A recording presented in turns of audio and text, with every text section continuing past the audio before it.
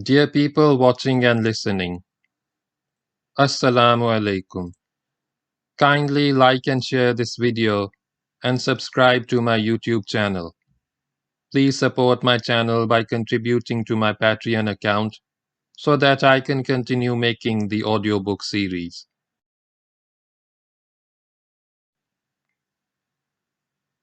This book tells in detail about the Muslim conquest of Spain under the Umayyad Caliphate from 711 AD to 718 AD. The conquest is also known as the Muslim conquest of the Iberian Peninsula or the Umayyad conquest of the Visigothic kingdom. This conquest destroyed the Visigothic kingdom and established the Umayyad wilaya of Al-Andalus. It also resulted in the expansion of the Umayyad Caliphate and the Muslim rule into Europe.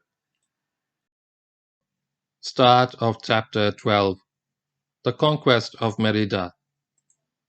The Goths had taken a terrible beating at the hands of the Muslims. First there had been the fierce battles against Tariq which had had a shattering effect on the Gothic army. They had been followed by the fall of Cordoba and Toledo, the latter being the nerve center of Gothic political power, which could have been expected to revive and reorganize Christian resistance in the peninsula. Then came Musa bin Nusayr, who conquered Seville and struck another serious blow at Christian hopes. With the passage of every month, the sky turned darker for the Christians. But the Gothic power, though weakened, had not been entirely destroyed. There were plenty of soldiers left with generals to lead them who had courage and spirit and who still believed in the possibility of expelling the invaders. They concentrated in various fortified cities to continue a stubborn resistance. There was no overall strategy because there was no overall commander. Nevertheless, every separate force was prepared to fight it out for as long as possible. One such force was in the fortified city of Merida. Merida had a large number of soldiers, led by brave and dedicated officers, sufficient in strength not only to hold out, but also to come out and fight in the open. The overall command of Merida was in the hands of the governor of province of Lusitania, Duke Sacurus, a Gothic general, both brave and wise, a fitting leader for such tenacious defenders as he possessed in his capital city. Present in Merida also to further inspire the troops was the Gothic queen, widow of Roderick, a young and beautiful lady by the name of Aguila or Aguilona, whom the Arabs called Ayla. She was not a great leader as many women in history have been, and does not appear to have possessed any outstanding qualities except for beauty and a stubborn nature. But she acted as a symbol of Gothic resistance, and her presence had the effect of strengthening the resolve of the soldiers. Merida was another of the old cities of Spain. It was founded by the Romans in 25 BC on the right bank of the river Guadiana, as a retirement home for veterans of the 5th and 10th legions of the Roman army, which had distinguished themselves in the war in Spain. The city was named Augusta Emerita. Only 2 years before its founding, the Romans had reorganized Spain in 3 provinces, and Merida became the capital of the southwestern province of Lusitania. This province comprised what is now Portugal, south of the river Duero, and the region of west-central Spain, consisting of the present Extremadura, Avila, and Salamanca. Over the years, Merida grew into a splendid city, famous for the fine granite bridge which stretched over Roman arches for half a mile to span the Guadiana. It was one of the great cities of Roman Spain. It had a theatre, an amphitheatre, and a circus which included a race course, a high aqueduct, the ruins of which still stand to remind the visitor of Roman engineering skill, brought water from Lake Proserpina, a large reservoir 5 miles north of the city.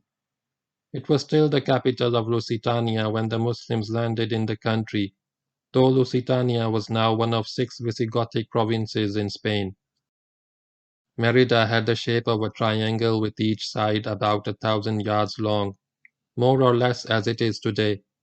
Its southwestern side faced the river. To the north and east of the city, the ground was undulating with low, gentle hills separating low, gentle valleys. This rise and fall in the ground offered cover and concealment to attack detachments and could be utilized to achieve surprise if an action were fought outside the city. The entire city was protected by powerful walls and towers. Within the city, on the bank of the Gadiana and covering the Roman bridge, rose a citadel with massive battlements from Roman times, signs of which are still there for visitors to see. Within the citadel, a sloping passage led down to a small subterranean reservoir level with the river, which was automatically filled by the water of the flowing river. The city as a whole made a formidable fortress, and within the city the citadel, measuring about 150 yards by 150 yards, was like a fort within the fort, a hard nut indeed for anyone to crack. Musa was well informed about the concentration of Christian forces in Merida and the strength and fortifications of the city. He had no doubt in his mind that it would be a difficult objective to capture. To the west of Seville lay the less well-defended southwestern region of Spain, which he could take with relative ease and where his operations would be rewarded with ample booty. But Musa refused to be tempted with easier objectives. They would fall anyway, and even more easily after the hard nut of Merida had been cracked. Moreover, he sought battle. That prospect appealed to his soldiers' hearts, and that is what he had come to Spain for. Consequently, he chose Merida as his next objective, knowing that it would not be an easy prize to win. The Muslims approached Merida in about November 712. To their surprise, they found a sizable army barring their path south of the Gadiana, about a mile from the city. Duke Zacharias and his warriors were by no means overawed by the Muslims. They had come out for a trial of strength. They would, they hoped, defeat and drive the Muslims away. The Goths were clearly spoiling for a fight. Musa was not the man to disappoint them. He gave them what they had come for. The day after the two armies established contact, he attacked the Goths, and before the day had ended, they were moving steadily back to Merida. It was an orderly withdrawal. They got back safely to the defenses of their city, where they would take on the Muslims with the advantage of fortifications. Their spirits were not dimmed by their encounter with the Muslims and their failure to prevent them from closing up with the city's defenses. The Muslims arrived at the gates of Merida. They offered the Christians the usual choice, Islam, the jizya, or the sword. Zacharias chose the sword. Musa disposed his army in several divisions around the northeastern arc of the city. He also placed detachments south of the river to cover the bridge and prevent supplies and reinforcements from getting to the beleaguered garrison. Thus, sometime in November 712, Safar 93 Hijri, began the siege of Merida. It was not a dull and dreary siege, as many sieges are. It was a lively and bloody one. There were several gates in the protective wall of Merida, and for a number of weeks bitter fighting took place in the vicinity of these gates. There were almost daily combats between units of opposing sides. At times, the Muslims would assault the gates and the Goths would come out to fight. At times, the Goths would make a sally from the fortress and the Muslims would push them back. It was a healthy give and take with both armies fighting bravely and taking casualties. The heaviest fighting took place on the north side of the city, where there was a weak spot in the wall which attracted the attackers' attention. At this spot, near a gate, battle became an almost daily routine, even the timing of the combat which usually began at dawn. It was the routine which gave Musa the idea of drawing the garrison away from the protection of its fortifications and crushing it in the open. He carried out a detailed reconnaissance of the palace and prepared his plans. One morning the Muslims attacked this part of the wall. The Goths rushed out of the gate and heavy fighting resulted. The Muslims were slowly pushed back. When the defenders saw that the attackers were not making an effort to get closer to the city, They broke contact and returned to the fortress. The engagement ended, like many others before it. That night, Musa positioned a strong force of cavalry behind a low hill, some distance from the gate. It is not known where exactly this place was. In the undulating ground north and northeast of Merida, it could have been almost anywhere. But it would be less than a mile from the city. The cavalry positioned here was concealed from view, and would remain hidden until Musa gave the signal for action. The following morning at dawn, a large Muslim group again attacked the gate. As expected, a Gothic force came out of the gate to oppose the Muslims, and the usual slash and thrust of combat began. But this time, to the surprise of the defenders, soon after the fighting had started, the Muslim group began to break up and with cries of fear and confusion started to fall back. The Muslims seemed completely disorganized and soon turned into a rabble, retreating hastily from the city. The gods had not seen such a happy day. They were jubilant at what they saw as clear signs of disintegration in their enemies' ranks. More of them came out of the city with cries of joy, rushed in pursuit of their disorganized foe. With the destruction of this sizable Muslim force, they would gain a decisive advantage in their struggle against the invaders. General Saqqarus did not know that this maneuver was planned by General Musa. This was the first time that the wily Goth fell into the wily Arab's trap. The movement continued with the Muslims falling back with every sign of a breakdown in order and discipline. The Goths came on, not inflicting many casualties but apparently driving the Muslims ahead of them. Thus the two forces moved on, without the Goths noticing that they were getting farther and farther away from their fortifications. When they had got abreast of the hill where the Muslim cavalry lay in wait, Musa gave the signal. Like a neatly practiced battle drill, the Muslims being driven back by the Goths turned and held their pursuers. At the same time, the cavalry regiments positioned behind the hill broke cover and charged at the Gothic flank. As they made contact, the Muslim forces in front also attacked the Goths, who now found themselves assailed in front and flank. Some Muslim squadrons maneuvered behind the Goths to cut their line of retreat. This day they saw the most vicious and most bloody fight in the Battle of Merida. The battle raged for many hours. Brave men struggled mightily in combat, urged on by intrepid officers. The Muslims determined to annihilate the Goths determined to not let that happen. Muslims and Christians performing feats of valor. The Christians fought with the courage of desperation, but it could not last. The Gothic force was cut to pieces.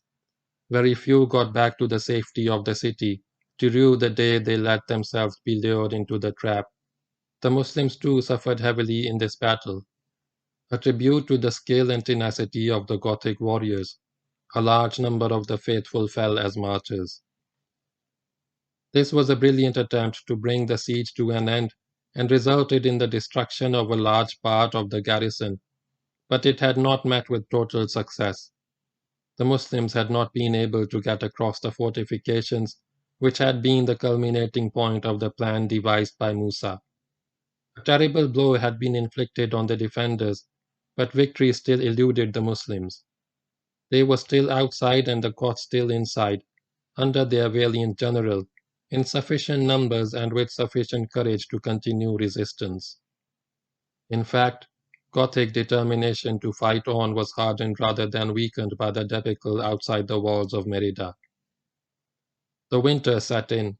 The Christians would no longer come out to fight in the open, and the occasional attempts made by the Muslims to breach the defenses were foiled by the defenders. The fighting died down. It was obvious that the issue would not be decided during the winter. Musa used his time to prepare siege equipment, including a large testudo which he would use as the weather improved. He also sent off some columns to overcome minor oppositions at other places and to deal with a serious insurrection at Seville. These operations are described in the next chapter. Several months passed. Musa ordered and received some reinforcements from North Africa, whose arrival was good for the Muslims and bad for the Christians. It raised the spirits of one and depressed the spirits of the other. In about May, combat activity was resumed at Merida. The Goths did not regard themselves as defeated, and Duke Saccharus had no intention of giving up the struggle.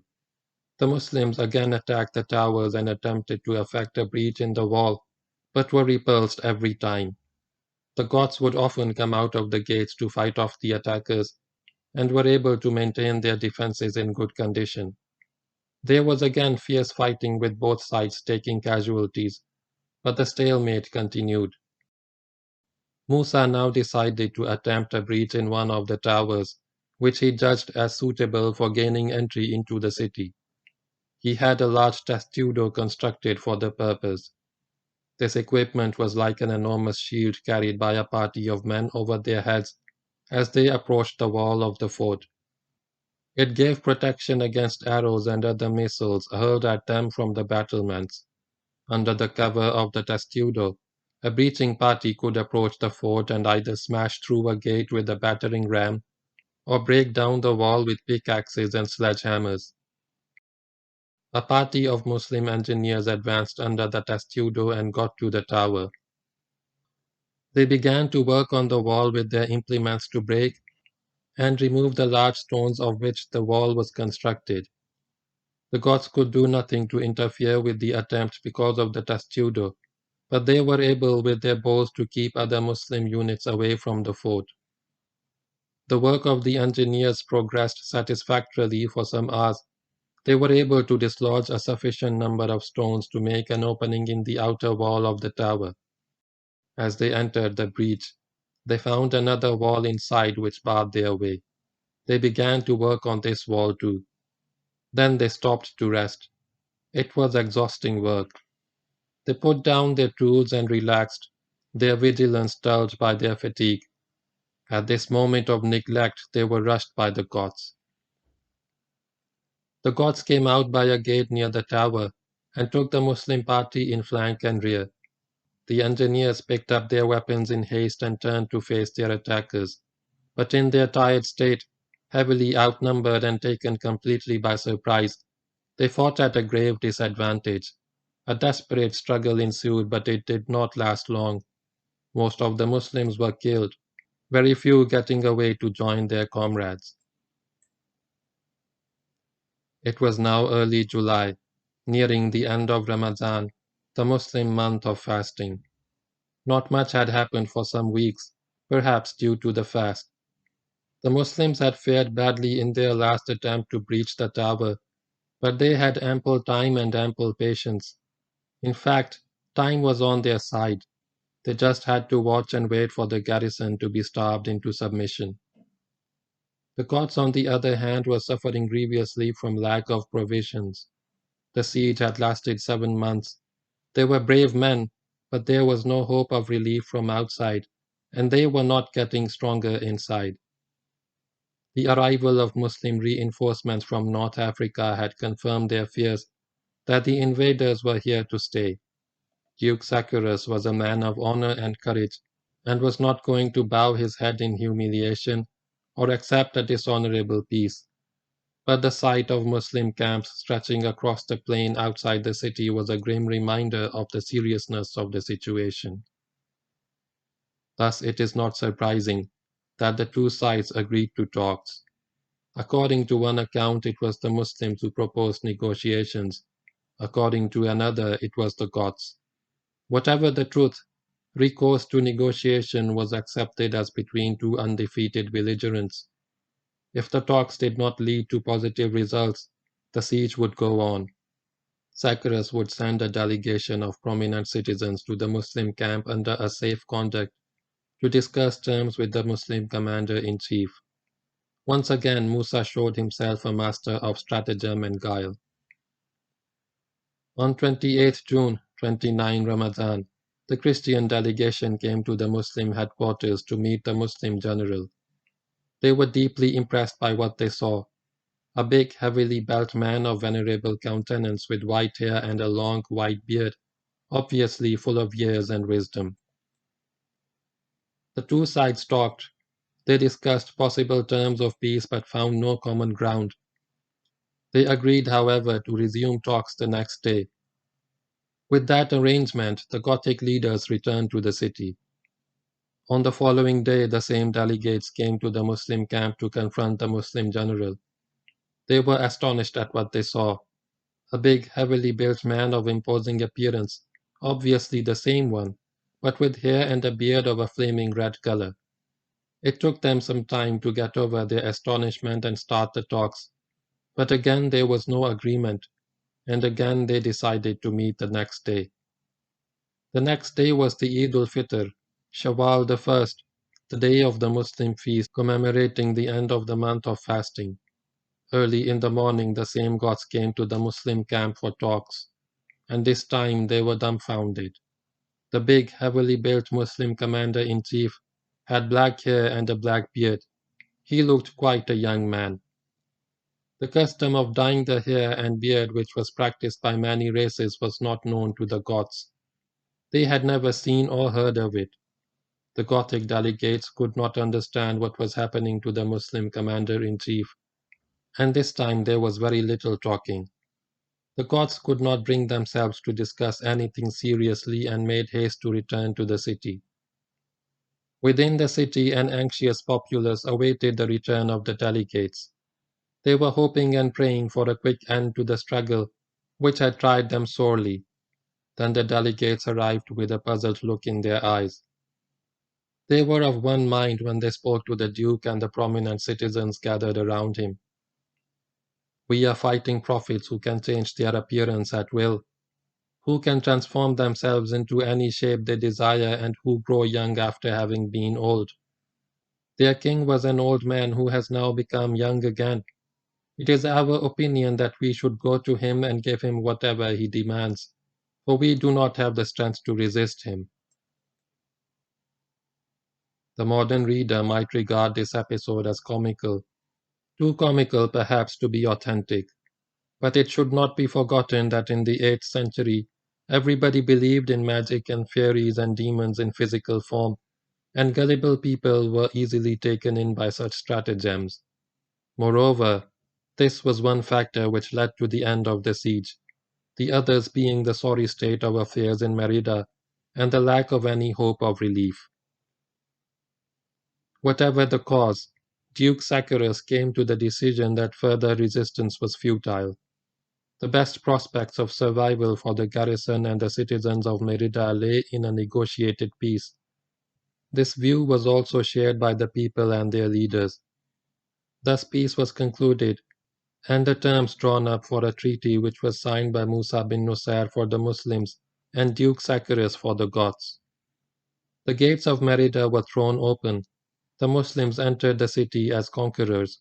All the citizens of Merida remained free and continued to live as before in possession of their property, as honorable citizens, but subject to the Muslim authority. The Muslims would take the possessions of those who had fled the city and those who had fallen in battle outside the city, also the treasures of the churches. Nothing else would be touched. The Muslims also imposed the condition of hostages as a guarantee of good behavior.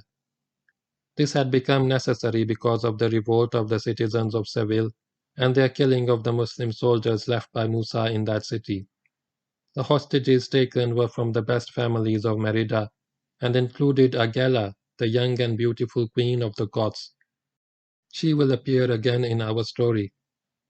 Merida was occupied in June 30, 712, 1 Shawwal 1, 94 Hijri.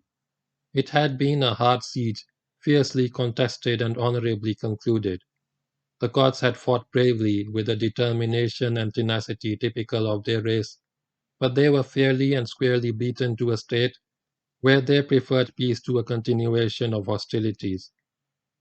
For the Muslims it was a fine if qualified victory, a rich prize which brought honor to Muslim arms. It was the hardest battle fought by Musa in Spain, and one of the hardest in his long and distinguished military career. But there was no time to waste on celebration.